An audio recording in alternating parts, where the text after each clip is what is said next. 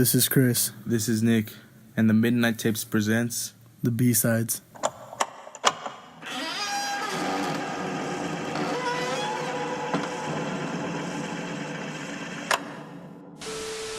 According to the U.S. Department of Justice, 1.4 million home invasions occur each year in the United States.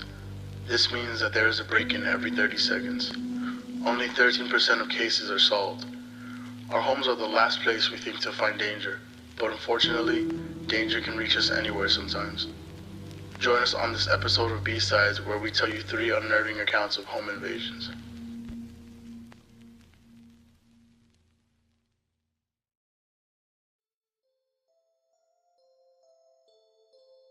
This happened last summer, and since then I can't sleep right, and I'm considering moving early next year because the trauma is too much for me.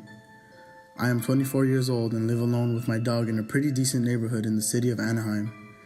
I will note that I rent a small living space with 1 bedroom, a kitchen, and a bathroom in someone else's backyard. It's a guest house of sorts. The family that lives in the main house is a super nice older couple who lives alone since their son is off at college. They were even cool about letting my dog stay on the property despite their original listing that said otherwise, so I thought I found my dream place to stay since I was currently still attending university. It was around June and the couple let me know that they were planning on taking a trip out of state and would be gone for 5 days. It was a Friday evening when they left. That night nothing in particular happened, but the next night was another story. I was out all Saturday with my friends and got home around 9 or 9:30. I greeted my dog, Toby, and turned on Netflix as I started fixing myself some snacks as I usually stay up all night watching movies. It was about 12:30, and I still wasn't the slightest bit tired, but I thought I'd head to my bedroom and continue watching Netflix in bed on my phone. As I turned off the TV in the living room, everything turned dark, but there was light flooding in from the window facing the front house and the backyard. It was the motion lights that were installed right outside my front door to the backyard. I thought it was bizarre because no one was home to trigger it. I began to think maybe a raccoon or something could have triggered it, but we've never had that problem before. I peeked outside through the blinds and just then the motion lights shut back off.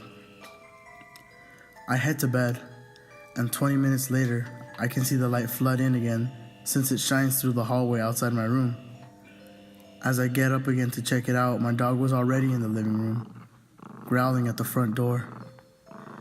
This scared me because he never growls like this. I heard rustling coming from my bathroom, followed by a grunt and the sound of the window being forcibly opened. My dog was now barking violently and the bathroom door slammed shut. I panicked, so I ran out of my place and into the backyard, out to the alley, since the front had a padlock gate and I wouldn't be able to jump over. I screamed for Toby to follow me. I managed to keep Toby close by grabbing his collar and ran about a block to a 24/7 gas station where I asked for a phone to call the police since I left mine back at my place. The police arrived in about 10 minutes and escorted me back home from the gas station. When we arrived, there were more officers at my house. I was informed that another home was broken into that night 40 minutes prior to mine. The only difference was that the prior victim, a 47-year-old lady who lived alone, was found passed out since she was hit over the head with a blunt object. There has been no update on the intruder's whereabouts, and it's almost 3 months since the incident. The owners were shocked when they returned from their trip and have since then installed security cameras around the property.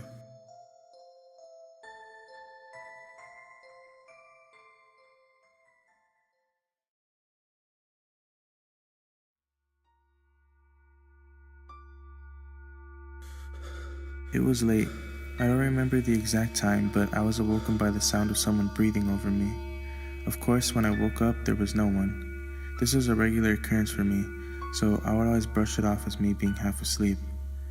It would happen at least once every few weeks. I remember being very freaked out the first few times, but eventually I just got used to it. I lived with my boyfriend and told him about it. Since he works graveyard shifts, he recommended we get some security cameras, and we both agreed by his next paycheck we'd put some money aside for them. There was no differences in my room or the house. Everything always looked the same. Until last night. I heard the breathing again, which was odd because it didn't happen consecutively. I woke up and again saw no one, but when I sat up and rubbed my eyes, I heard something. Hi.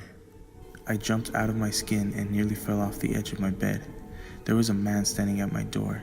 I could only make out a silhouette because it was so dark, but he was breathing very heavily as if he had asthma. He was a very big man, height and width. I was shaking. I didn't know what to do. I wanted to scream, but what if he had a gun? I sleep on the second story, so jumping out of the window wasn't an option. I've been watching you for a while now, and I think it's time we get to know each other, he said with a smile on his face. I'd like to think I'm a soulmate, but they always laugh when I tell them. They? I thought, had there been more? I'm sorry, but you need to leave the house right now or else you're going to jail. We have security cameras that the police are aware of, I told him. We didn't have the cameras yet, but I didn't know what else to say. They said you'd pull something like this. He started coming toward me and I bolted around him and was able to leave the room. I ran as fast as I could, almost falling down the stairs. I called 911 on my home phone and left it there so they would know I was under distress and would come right away. I left the house locking the door behind me, and as I was running, I could hear the man yelling from inside my room. No words, just yelling. It was as if it was a man transforming into a beast. I stayed near the bushes to wait for the police, and when I saw them come, I went out and explained everything from the beginning. They took my story, and I saw 2 cops coming out with the guy in handcuffs. Apparently, this man was a schizophrenic psychopath who would stalk women until he was able to close in on them and turn them into sex slaves before killing them. Even then, that wasn't the end of it, according to the autopsy reports. I'll never forget the smile and little laugh he gave me before they put him into the car. I moved shortly after, and since then, I've heard nothing. But I always fear awaking to that sound again.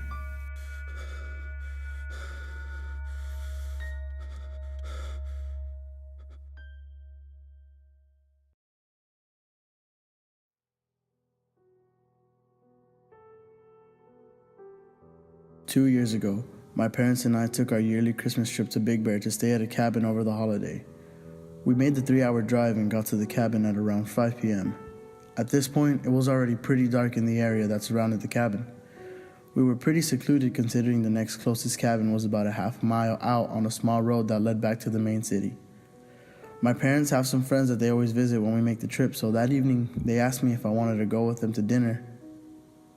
I was honestly really tired from the trip, so I told my parents I would pass and that I would try to get some sleep early while they were out. So they got ready to leave as soon as we got to the cabin.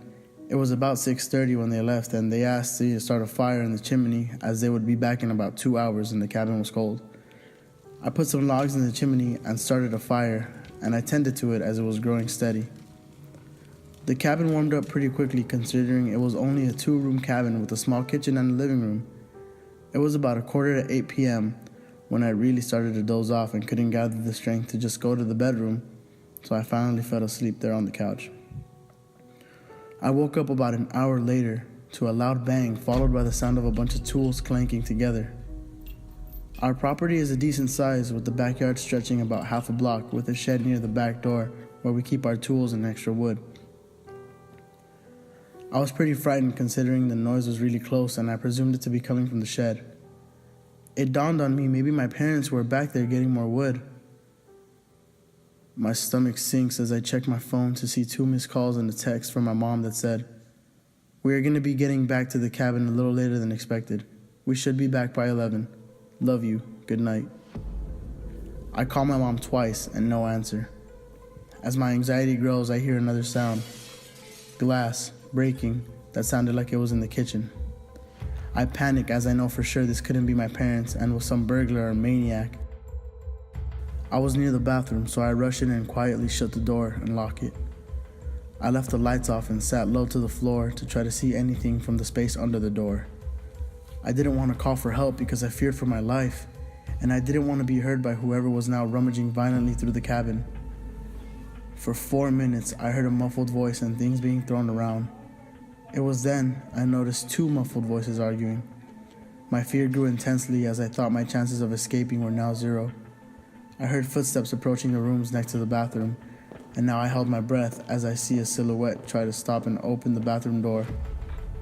I panic and look for something to protect myself with in case this was my last moment to fight. All I could find was a wrench behind the toilet. The person was now trying to forcibly open or knock down the door, and I finally screamed. The police are on their way, and I have a gun. I'm not sure if they bought my bluff, but it got super quiet. Like dead quiet for the next minute. And then I eventually heard a car start from the bathroom window, and I peeked out to see 2 headlights speeding off. I discovered the cabin in shambles with all our belongings and pictures tossed around and some broken. I called the police at this point and my parents as well. They all arrived within the next 20 minutes and I explained the situation. I feared for my life that night, and to this day, I will not stay alone, either at home or the cabin.